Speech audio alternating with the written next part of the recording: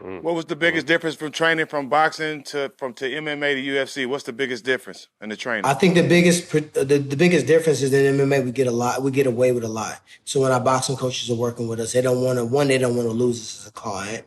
Two, they don't want to change what we've done, and our stances are a little bit more wider. We're able to throw punches more sharp punches and make noise and look cool, but they're more on extending your punches. Everything has defense before, defense afterwards.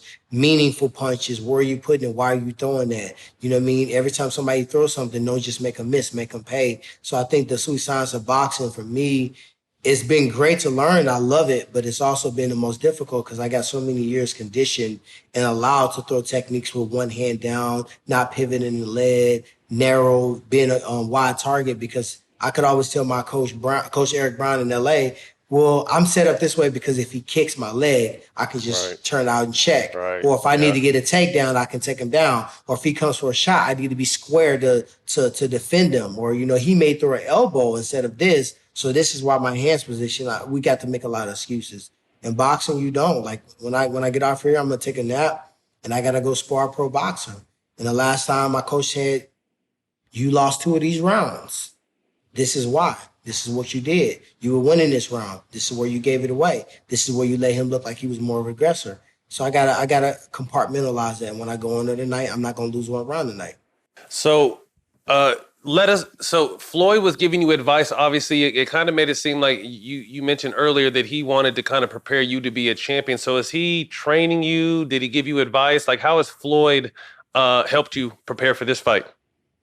Yeah, I check in with Floyd weekly. His trainer, GT, which you guys may know, he trained Floyd Mayweather, he trains Javante Davis, he trains Adrian Broner, and he's one of the top trainers. He was one of the top boxers at the time when he was competing. So the first time I trained with Floyd, he was there. He was the one that was facilitating most of the mid.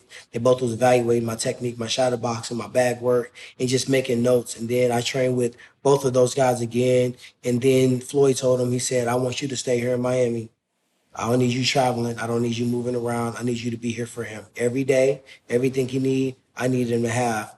And like clockwork, every morning he run with me. Every day we working out. He's calling to make sure I'm cool. He was a part of the reason why I didn't go out to LA. He said, can you do this remotely?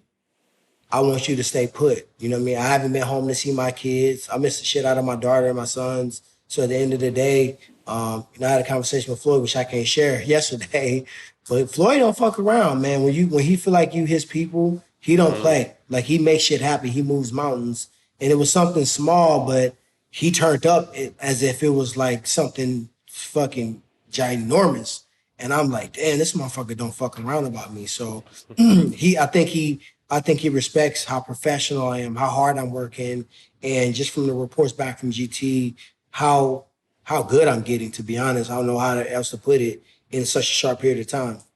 I mean, obviously you gained the status UFC champion, UFC legend. The one knock I've always had on the UFC, because I'm a big UFC fan, is the amount of money you guys make. And if I'm not mistaken, this will be your biggest purse, and it's really kind of outside of actual like real. This is an entertainment. It's still a fight, but it's more entertainment.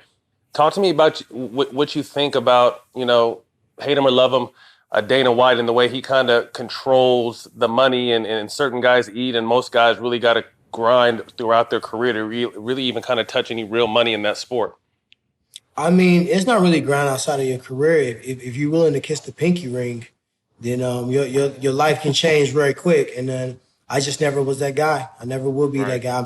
I'm too expensive. The industry can never afford me. So at the end of the time, at the end of the day, I don't compare myself to Muhammad Ali, but when I look at Muhammad Ali and I look what he stood for, he didn't do what was cool at the moment. He did what he believed in. People didn't like the way he talked about him being the greatest. They didn't like the way he taunted and he went after his guys or show up their house. And you know what I mean? He didn't like what he stood for. And some people didn't like when he changed his name to Muhammad Ali. Mm-hmm. But at the end of the day, people love him and they worship him afterwards. And they're going to worship him probably for the rest of our existence. We'll always know him as the greatest because of what he did in and what he did outside of the ring.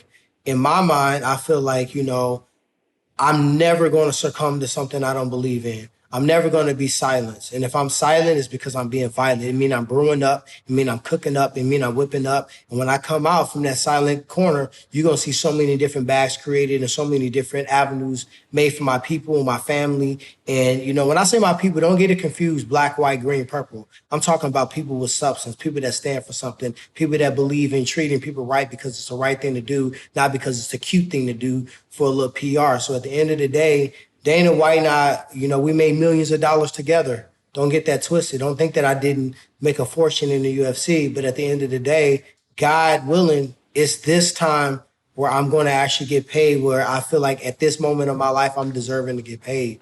I'm going to get paid a handsome purse. I'm going to get paid crazy pay-per-view points because it will be the biggest pay-per-view. And y'all motherfuckers better tune in August 29th. The Savage Day is not a Savage Day. We gonna be in the building. I'm talking about these far as listeners and viewers, which is me, by the way, too. I'm a big fan of this show. I watch it.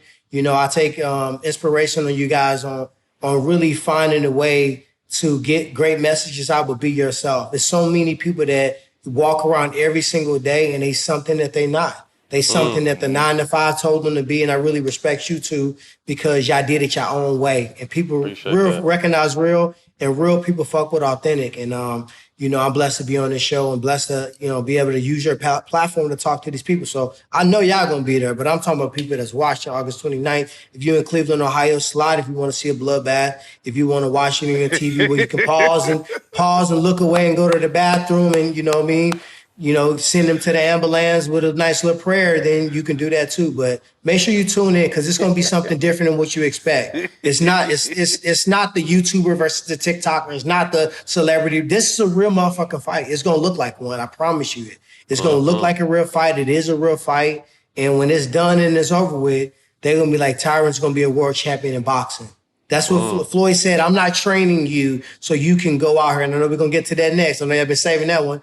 But he said, I'm not training you so you can beat this guy. As long as your mind is there and as long as you're in shape, you're going to beat this guy. But I want people to look at you on your first fight and say, no, this kid's going to be a world champion. And my training camp has been nothing short of it. Love it.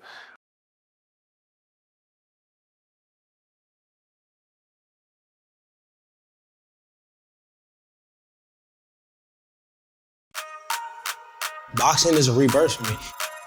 This is my second opportunity for people to really get to know me for me. So they get the authentic, uncut raw Tyron Woodley. When Floyd began to train me, we started seeing Jake begin to, he couldn't be my brother, and we were in a nursing home, and I just laugh at it because I understand he's a child. I think Floyd Mayweather training Tyron Woodley means he's gonna have less excuses when I beat his ass. His brother outweighed Floyd by 40-something pounds. Still couldn't do it. It's actually a negative thing for Tyron. Having a coach in LA, a coach in Miami, then Floyd Mayweather gets sprinkled in. What's your game plan? Don't get it twisted, this is a fight. This is not the TikToker versus the YouTuber. These are two dudes that decided that I don't like you, you don't like me. Well, let's solve it. August 29th, I shake the world.